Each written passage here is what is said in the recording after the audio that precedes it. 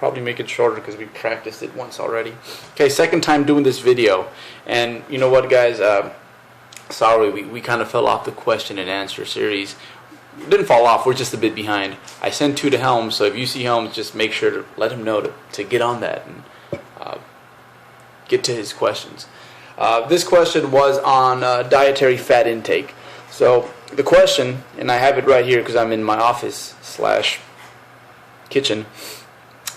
Can you please explain how one should go about setting fat macros for both a gaining phase and a fat loss phase? I know people give recommendations based on body weight, but I am currently in a gaining phase and I've been playing around with my fat intake.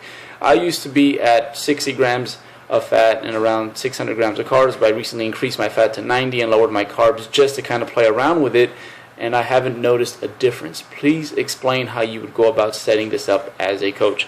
So fat intake is definitely one of those things where we set fat intake based on how much person we're dealing with, similar to protein intake. So, you know, protein intake is going to be somewhere within a gram per pound. Fat intake is going to be anywhere, from 0.3 grams to 0.5 grams per pound, and it's just going to kind of hover around there. Now, that's pretty much the secret to that. Now, just to give you a few scenarios where we would need to manipulate fat intake, I think your situation is one where we can actually play around with that. So you were on 60 grams of fat and 600 grams of carbs, so you're eating quite a bit and you require quite a bit of just calories and food in order to maintain weight.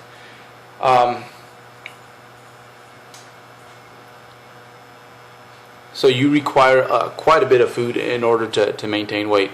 And sometimes what happens with really high carb people such as yourself is that even though this is what you require in order to gain slowly or maintain wherever you might be, it can totally play around with your energy levels. Your blood glucose levels can just kind of be all over the place when you're on a really high carb diet and really low fats along with that.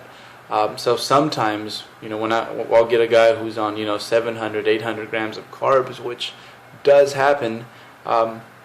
Sometimes we have to keep their fat on the higher end of what we like to see, and usually for most people who weight train, the sweet spot tends to be a low fat diet, and to me a low fat diet again is anything where a third of your calories are coming from fat.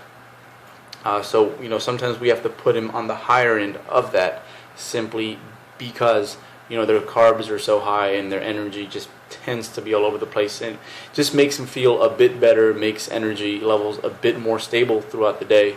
You didn't seem to have that problem, obviously, simply because you didn't feel much of a difference, but a lot of people, most people actually, will have that issue when they are on 60 grams of fat and 600 grams of carbs. So I'm going to go ahead and assume that you're a relatively lean person because you seem to do really well with those kind of ratios.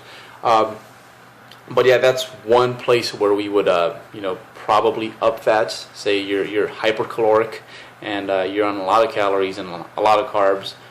Sometimes that can just make you feel a bit better. But then, of course, you also face the whole, to some people, sometimes having a diet that's a little bit higher in fats, it can actually make them less hungry. And for a lot of my chronic undereaters, sometimes having a diet, again, that's a little bit lower than low, because, again, most of my guys are going to be on low-fat diets. Sometimes having their fat set up towards the lower end really helps stimulate their appetite. And again, it probably has to do with the fact that lower fat, higher carb tends to make you feel a little bit like this. It makes them a little bit more food dependent when it comes to their energy throughout the day. So they remember to eat, and they eat what I ask them to eat in terms of amounts. When it comes to contest prep dieting, for example, here's another situation. Sometimes playing that low fat card for a few weeks really seems to help get that last bit of fat off. Especially when you're within what I like to call striking range, getting into certain stretches where, dietary fat will be at anywhere from 10 to 15% of total calories. And, this is definitely not a place where you want to stay at too long, but sometimes a quick little visit here really yields the results we want as an athlete looking to be in contest conditioning. And sometimes I'd rather pick on fat simply because carbs do a lot of good things for you when you are on an extended fat loss phase, and even more so when you are in a contest prep type diet, where especially towards the end, your carbs are going to be your lifeline, specifically for performance. And sometimes I'd rather just save carbs and go on the lower end of what I think is acceptable in order to get the results I want, and again, salvage performance while getting those results. One more scenario that I can throw at you guys is I would say that sometimes when you have fats set too low for certain people, it can cause the wrong types of behaviors. They will cheat. So for some folks, eating a diet that's too low in fat, again, it goes back to the energy levels and how they feel.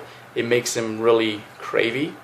And sometimes if you just up fat to the higher end of what I think is, again, the sweet spot for someone who weight trains, sometimes if you stay on the higher end, and sometimes you might even have to go beyond that, it can really help someone stick to their diet. So yeah, hopefully that was helpful. Thank you very much for your patience with this question and answer series. The second time doing this video, I had the camera on the wrong way, went through it the first time, and I was videotaping my screen. So thank you guys. 3 more of these to come, and then we'll throw up the proposal once again, and we'll have some fun with that.